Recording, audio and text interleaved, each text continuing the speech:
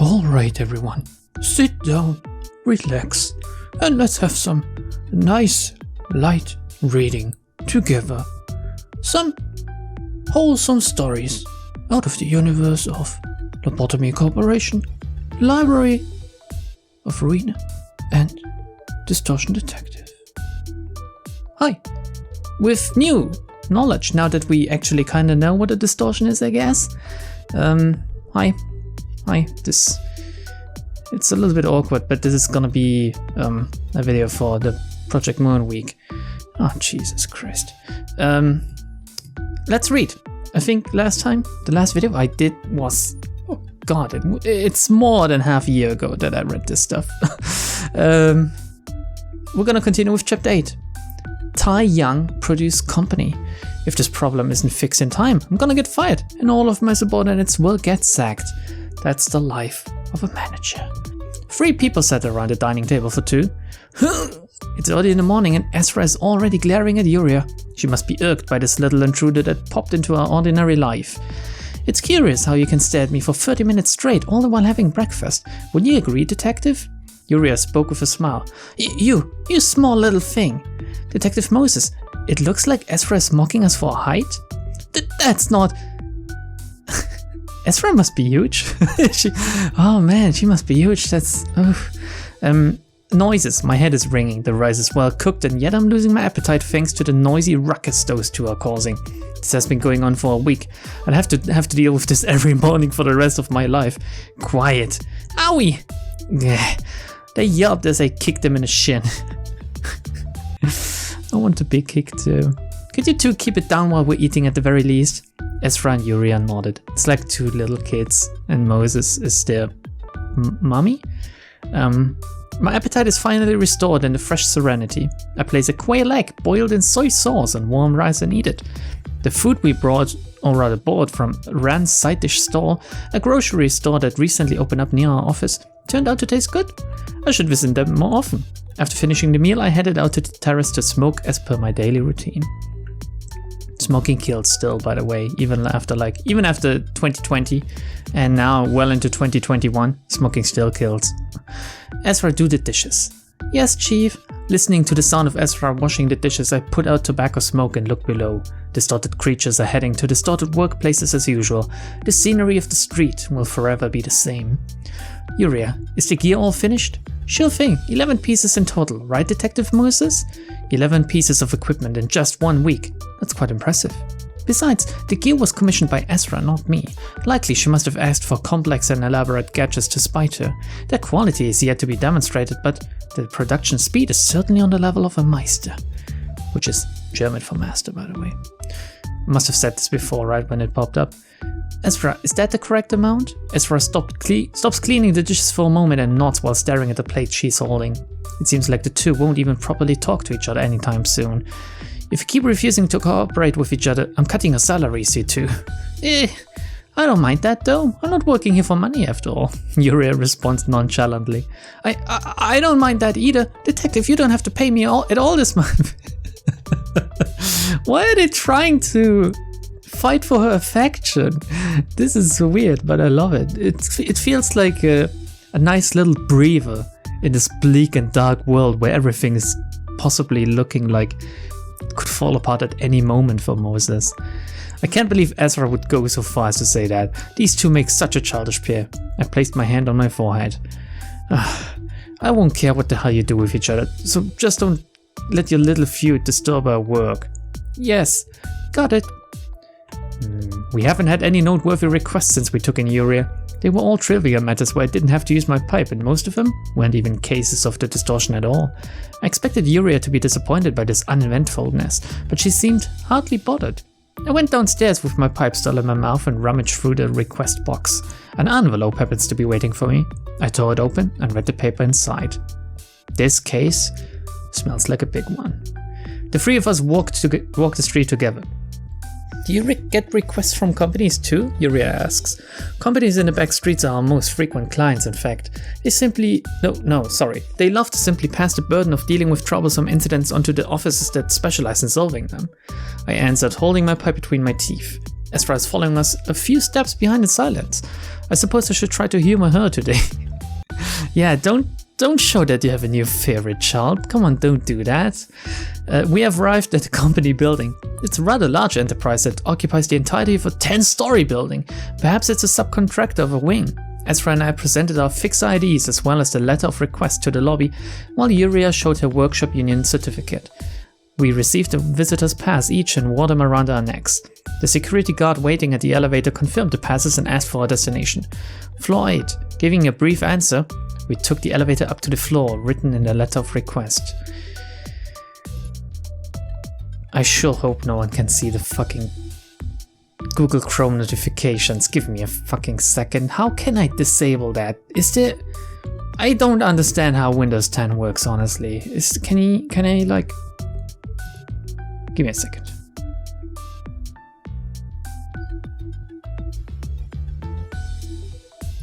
Here we go. I disabled it all. Alright, we're back. The magic of editing. When the elevator doors opened up on the 8th floor, someone greeted us. Oh, hello dear Fixes. I've been waiting for you. Here's my business card. The card introduced him as Kang Jinzil, section manager of Tae Young Produce Company. I've requested 3 officers about this matter so far, but none of them could resolve it. If this problem isn't fixed in time, I'm gonna get fired and all of my subordinates will get sacked too. You don't have to worry anymore.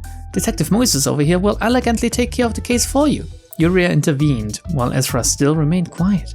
Greetings, I'm Moses from Moses' office, handling mysteries and unsolved cases. May I ask who recommended our office to you? The, Ame office recommended you to us. They said Moses' office should be the perfect fit for this kind of case. Ame office? That must be where Kaoru is. The kid likes to complain, but they subtly care for us quite a bit. Let's get right to the point. Where are the people suffering from the symptoms you described in the letter of request? Ah, those employees are actually in a sleeping chamber on the 4th basement floor, not up here. A sleeping chamber? What is a sleeping chamber doing in a company? Yuria asks curiously. Can someone explain to me what a sleeping chamber is like at all first? It means this is a corrupt company that forces its employees to work overtime so often they don't get any time to go back home for sleep. Thank you, Ezra. It's like she was listening to me. Ezra replied in a plain tone. How do they do that? It keeps happening in Ruina as well, where I say something and I click to continue and immediately the game answers me as if they are actually listening to me. This is getting scary now. I can understand the FBI, CIA, the KGB and the BND, but Project Moon? Would they ever do that? I hope not. Oh my. Well, it's not just us, you see. Most firms do the same these days. Manager Kang appeared rather perplexed by what Ezra said. Please lead the way then. Of course, this way, please. We got back in the elevator. Manager Kang tagged the security keycard on the elevator's control panel, revealing a set of buttons that led to basement floors. This company building goes as deep as 15 floors underground. One could very well run into some hidden ruins at this depth. Hidden ruins? What kind of produce company goes so deep underground? Ezra asked. I'm afraid I can't answer that much in detail. You can just think of the underground space as our warehouse. Manager Kang answered as they pressed the button to the 4th basement floor. With a jingle, the elevator arrived at its destination. We were met with complete darkness when we stepped out. Oh my, why is it so dark in here? Because it's where people sleep, duh. Ezra answered Yuria's question again. Manager Kang groped along the wall looking for a light switch, and soon enough, orange light bulbs on the ceiling lit up. One row at a time. It's time for ASMR again. We got a flick, flick, flick. God, I cleaned up my desk. I don't have a lot to flick with. Sorry, my mind is wandering places again. Maybe I can flick this on my microphone. More people could be seen with each set of light bulbs lit. Numerous people were lying on the floor, arranged in an orderly manner. As you can see here, these employees won't wake up at all. Not waking from their dreams, huh? What kind of dreams could they be having to make faces like this? Ezra said, tilting her head to the side. They seem to have escaped into their dreams. We should have a look at their recent work records. Yuria spoke with a smile. Yeah, I thought so too, I said in agreement. Ezra groaned. It's more like a scream than a groan, I would say. But maybe that's just me. Oh dear, and I was trying to appease Ezra for a while now. That's not all, actually.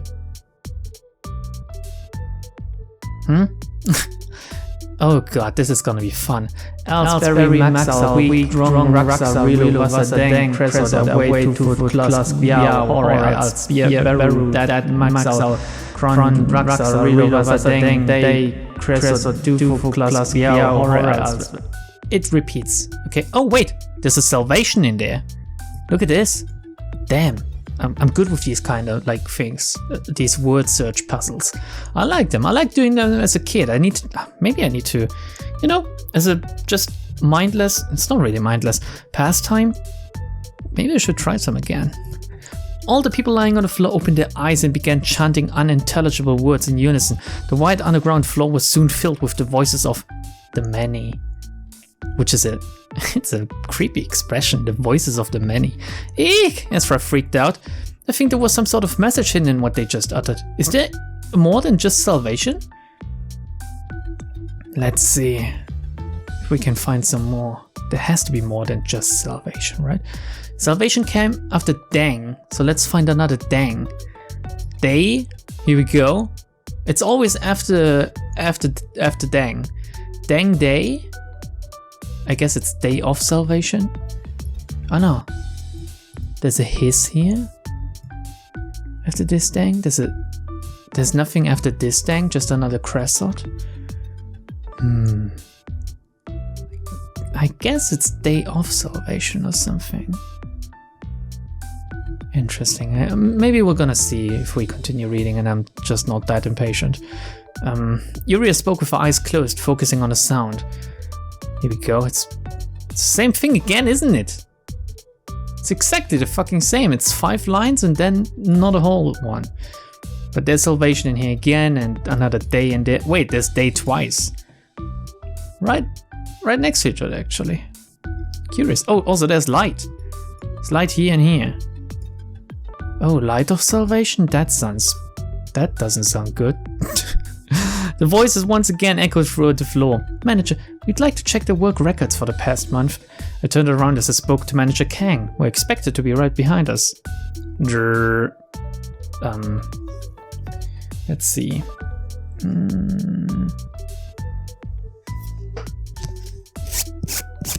It's not a good drawer, is it? Kang Jin-sil was instead inside the elevator. Ka-ching! Ah, I can do that one. Give me a moment. I have enough shit on my desk for this one. A steel gate then blocked entry to the elevator. My apologies, Fixes. I'm sure you people are capable enough to handle this, right? The elevator doors began sliding. Weak! I have nothing to slide. I have nothing sliding on my desk. Tell me, what happened to Kaoru from Ame office? You will be able to find out soon enough. I hope you can survive this hell. The elevator doors were closed completely. They got us good. The light bulbs on the ceiling flicker. Every time the light bulbs flickered, hundreds of eyes still lying on the floor could be seen gazing at us. Zzz, blink, zzz, blink, zzz, blink, zzz, blink, blink. Wow. A cliffhanger. We're gonna continue reading immediately, right? Chapter 9. Crimson Point. Crimson is such a cool word, isn't it? There's so many interesting words in different languages that, I mean, German as well has some very cool words, some very cool, like, what do you call it when you combine two words? Anyway, it's hard to explain, but it's a pretty beautiful language. I think every language can be pretty beautiful. I've learned some Korean over the past few months, thanks to a lot of you actually telling me what stuff means in the comments, for example. There are names in Library of Ruina that basically mean something, and people have common themes and are related with their names and stuff, and it's pretty cool. I never thought that I could take an interest in Korean, but I guess I never really thought about it that much before. It was all just Japanese for me, since I'm 99% of Japanese heritage anyway, but Yeah, maybe I should learn some Korean. Apparently it's also quite easy to learn, at least the alphabet. You can learn it in about 5 minutes time or something. I watched a video. I'm an expert now. Chapter 9, Crimson Point. Every atrocious moment of the past throughout my life swirls around me. That's me when I lie awake at night. Ooh, detective, I'm so hopeless with this kind of stuff. Ezra took cover behind me, speaking in a faint, squeaky voice. She's not helping, I suppose. Shall we start out by looking for an exit, detective? Eee! She still has the nerve to take jabs at Ezra in times like this. I must wonder if she ever gets tired of it. Do you have night vision goggles or something of the sort? Ah, right. There's a few in my dimensional bag. I'm the one who crafted the glasses, though. Well, I planned out the functions for them. I'll commend you both, so hand me the damned glasses already. Ezra rummaged through a dimensional bag and took out 3 pairs of eyeglasses, handing a pair to each of us. The temples of the glasses are decorated with ribbons, typical Northern workshop fashion. Do they really have to adorn everything they make with such ornaments? Putting on the eyeglasses, I could gain a clear vision of the chamber, as if it were brightly lit by the sun. Even with the light bulbs on the ceiling blinking frantically, the glasses automatically compensate for the rapid changes in brightness, allowing me to see things in a constant degree of brightness. Quite impressive. I agree, because one of the problems with current night vision equipment is that if you get blinded, at least as far as I know, well, fucking have fun with that. I would have had to rely on a lighter to barely see things right in front of us in the old days of just Ezra and I working together. It certainly is convenient to have a Meister working in our office, which means master in German. I don't know if I mentioned that before. Detective, what do we do if they all start jumping at us? Ezra worriedly asks. I'm pondering on what to do as well. Looking around, I can count 108 employees here in total. Did she really count that fast? Is this feasible? I mean, I can take a look at 10 of something, and I can say, alright, that's 10, but I can't take a look around and say, okay. Except if they're maybe lined up in rows of 10 or something, then I can count, okay, there's 10 in a row, there's like 10 rows each, so, and there's like a row that's not fully completed yet with 8, so that's 108. Maybe it's that. Why am I getting hung up on this? I don't know. It's just sometimes I get weirdly autistic about stuff. They're all blinking at the same time, chanting the same words. What could this mean? For what purpose? Perhaps it seems as if the minds of these people are linked together. Detective, over here!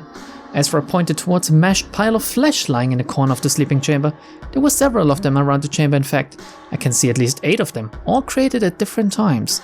We approached a pile that appears to be the most recent. It's a dead body, as I suspected. A corpse that was crushed brutally. Something in this room smashed people. Not in a good way, I guess. They were thrown with tremendous force. It's been at least 33 hours since this blood was spilled, judging from its state. This body seems to have suffered heavy external damage, Yuria said as she observed the pile of flesh with a magnifying glass. What magnifying glass can tell you how long it's been since a piece of meat has been thrown around? That is crazy. Kaoru. This sword belonged to Kaoru. That means our opponent has enough physical strength to pound a great 4-fixer to a pulp. I could do that. I mean, my librarians. The rest of the lumps of flesh nearby are likely what became of the other fixers from Army office. There's nothing in our sight that appears to be the culprit, however. The only other things in this space are 108 sleeping employees of a produce company still wearing their suits, and the 3 of us. Detective, how do those employees appear to your eyes? Ezra asks. Well, obviously, they have all different forms of distortions. No, something's different. The employees did have distortions of their own, but without any common trait to be found, much like those I see in the streets. Yet, their distortions are beginning to disappear. The one whose face was missing regains their face. The one whose right arm was scorched has their arm restored. Cylindrical objects are being removed from another person. The distortions are all gathering to a certain spot. I looked towards the point where all distortions were converging. Smoke billowed from what appeared to be an altar. That's a weird change of tone. Then their chant must be some sort of code, or rather some kind of code, and a ritual to summon something. The smoke gradually condenses into a certain shape. Should we kill all the employees sleeping here? We don't even know what may manifest from that smoke. It's hard to judge something we know nothing about. I don't get a good feeling about this. It could turn out to be a favorable phenomenon. It could be an opportunity. At the same time, it's just as likely to be something that could kill us all. I cannot make any judgment on this phenomenon that I'm experiencing for the first time. Should I kill 108 people at my own discretion based on an uncertain possibility? The lives of Ezra and Yuria depend on my decision. My thoughts accelerate. Ezra and Yuria are saying something to me. Damn it, I know. I should come up with something. If I were to use my white breath, could I control more than 100 people at once? I've never tried something of that scale yet. However, I'll only end up ruining myself even in the worst case scenario. Yes, this is the most plausible option I have. Having made up my mind, I opened my eyes. Was this like a little sequence just in her mind palace or something? The floor under each employee opened up, storing them in the space below. It was as if they were being used as batteries of the mind. It's too late. Only 3 of us remained in the 100 Pyong space. We might have to look that up, there's a little one here. Until we noticed something standing before us. At least 3 meters in body size, 6 arms, massive muscles that looked like they could burst any moment, a skeleton head, blue flames spurting from its gaping mouth, at least not the eyes, red eyes staring at me. The shape was complete. The creature assumes a bizarre pose. This is a completely hostile entity. Instinctual fear overwhelms us. Yuria grabbed my sleeves tight. Ezra's eyes changed. Ezra, what we're about to face is something completely different from anything we've dealt with before. Yes, detective. Ezra puts a dimensional bag on the floor.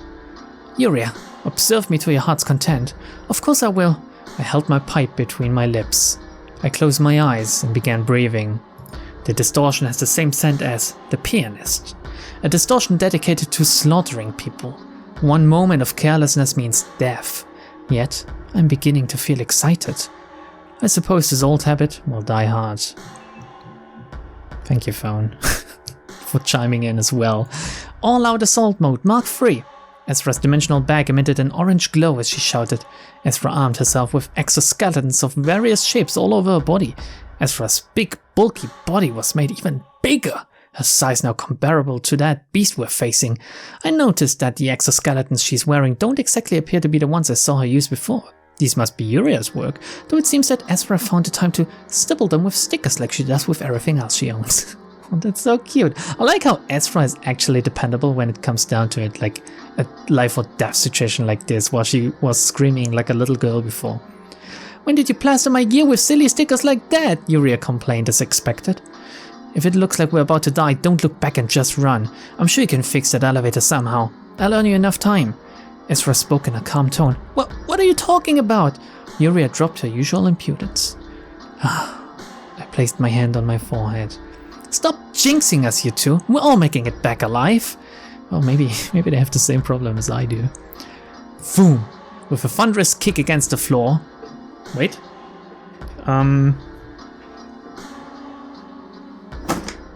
Could you hear that? I'm gonna do it once more just for good measure. With a thunderous kick against the floor, the giant leaped at me. Its skeletal head came right in front of me in the blink of an eye, one of its arms winding up for a punch. A clean hit from that fist could turn me into a pop. I stood still and closed my eyes. Ezra cut in immediately and sent the skeleton giant flying as quickly as it had approached me. I won't let you so much as lay a finger on the detective. Crashing into the wall. Wait, that was a little bit too pussy for crashing into a wall, but I guess we're gonna get that in a second. The giant soon jumped out and threw its fist at Ezra. Bang! Ezra held her arms high and deployed a powered shield to block its attack. My hand coat fluttered from the blast of air created from its impact. That skeletal giant is purely a physical being. I doubt psychological attacks will have any effect on it. I could try restricting its movement to assist Ezra, but even if I did, can she deliver the finishing blow to that monster? I doubt that either. Ezra, protect me with all your strength. Yes, Chief. Ezra responded loud and clear. I inhaled a crimson red breath. Yuria-style rotary drill! 3 drills emerged from the exoskeletons on Ezra's right arm as she thrusted the skeleton beast's body. They struggled to penetrate the giant's hard skin, throwing up sparks in all directions. The giant uses 2 of its arms to grab Ezra's right arm and pushes her away while charging up strength with the other 4. Ezra continues to strike the giant's waist with her left arm. Actually, give me a second. I have a drill right here.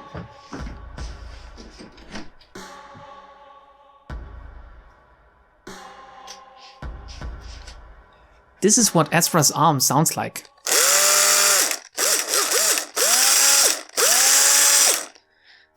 Okay, now for a boom. 4 straight punches land on Ezra at once. The sheer strength of the giant's forearms knocks Ezra across the chamber and into the wall. I inhaled a crimson red breath. Again? Don't you need to exhale first? You dummy, use the X! Yuria yelled urgently. Yuria, style X! Oh god, I have an X here too, but I don't want to look like a fucking psychopath while reading this. I still have the drill in my hand. Ezra pulled a long pole from her back, which I have as well, which turned into a 2-handed battle axe of enormous size. Okay, my axe is smaller, and that's, like, it feels good to confess that. I never thought the stupidly large axe would actually see use, Yuria mumbled. I inhaled a crimson red breath. Ezra charged at the giant with the axe in her hands. At the same time, the colossus lifts its right arms and lunges at her. Ooh, slicing. I have like a cardboard cutter here, but I'm not sure I can slice the air loud enough to make a sound, so just imagine. 3 muscular arms of the giant flung into the air, cleaved clean by the axe.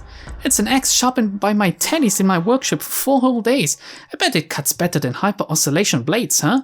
It really does. Ezra's eyes sparkled with enthusiasm. She's right in her element. I love this. I inhaled a crimson red breath. I guess she's constantly inhaling, like she's... Oh god, is this like inflation fetish or something? I don't know. Watch out! Yuria gave Ezra a warning. Zoom, shunk. The cleaved right arms morphed into sharp stakes and wedged into Ezra's flesh. Ezra swings her axe up, chopping off the arm stakes still stuck in her body. Ezra then proceeded to kick the giant right away and swung her axe at the giant's body this time. Ezra, the edge is all worn down now. Tch. Ezra threw the frayed axe onto the ground. After like using it 3 times? What? I inhaled a crimson red breath. Still. Ezra and the giant engage in a brutal scuffle. The titan ruthlessly pummels Ezra with its 3 remaining arms and its legs, crushing her exoskeleton bit by bit. Blood gushes out from the stake stuck in her body. Detective Moses, please, Yuria cried at me. I inhaled a crimson red breath. I do not stop inhaling. I close my eyes and sink into my inner world.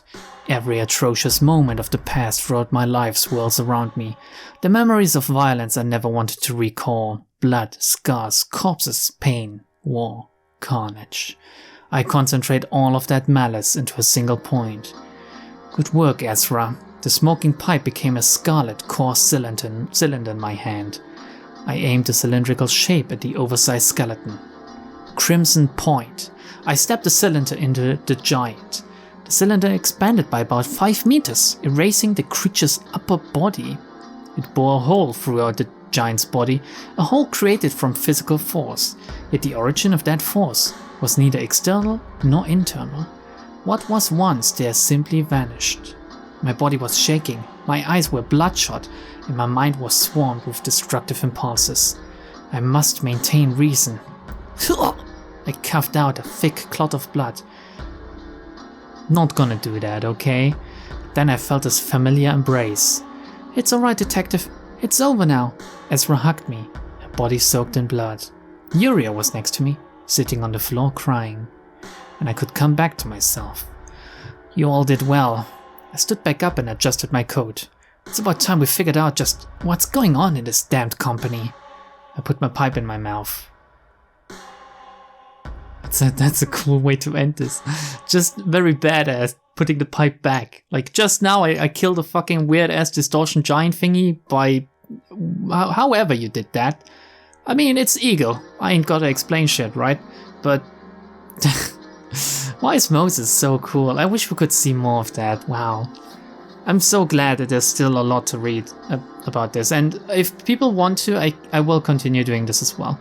I know I haven't done so for about a year or something. I don't know how long it's been since I uploaded the last episode.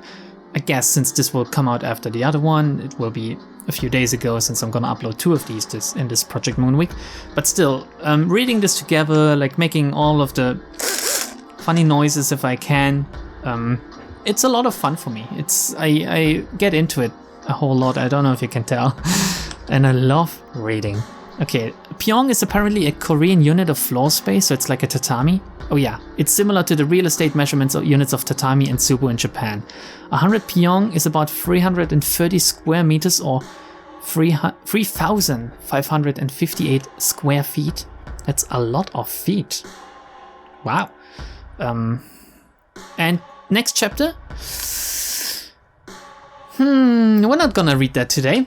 We're gonna... Wait, is that Yuria here? Wow, she looks cute! This is official art, right? Oh, I'm so glad I clicked on that. Yuria! Oh, I like the frilly dress! And the big thing in her hand, you know, with the... Let's end for today. I need to take a break. Hopefully you enjoyed that. As I said, let me know. I would be up for more. Bye everyone.